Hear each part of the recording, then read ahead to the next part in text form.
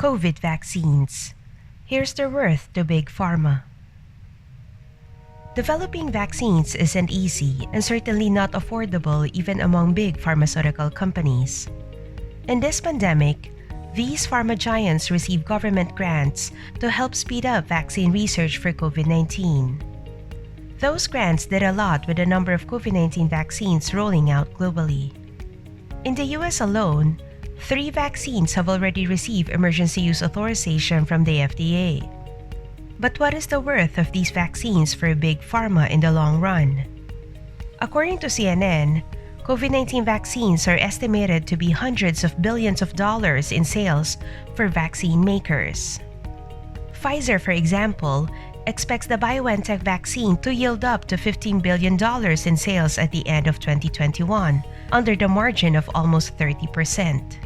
Although it looks big, the gross cost of creating the vaccine is likely immense.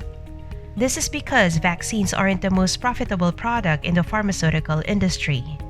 Drugs for chronic ailments are one of the most profitable products due to the never-ending demand. Seamus Fernandez, Senior Managing Director at Guggenheim Securities, said, "Flu vaccines on balance are a lower margin business."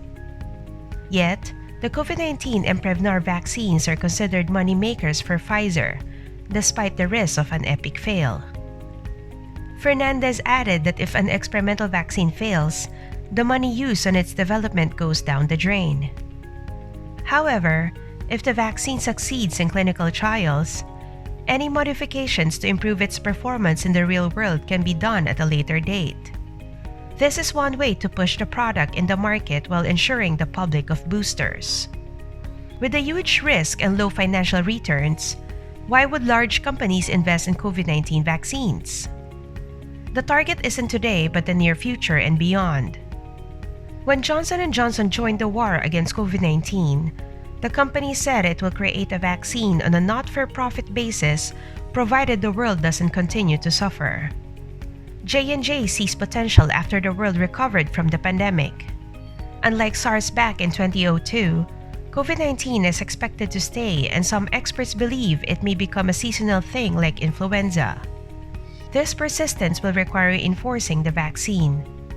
It suggests at the very least annual booster shots for the coronavirus. If more variants emerge, then more boosters are needed to prevent a second global COVID-19 invasion. This is where future profits may be generated. Right now, governments are paying for millions of doses.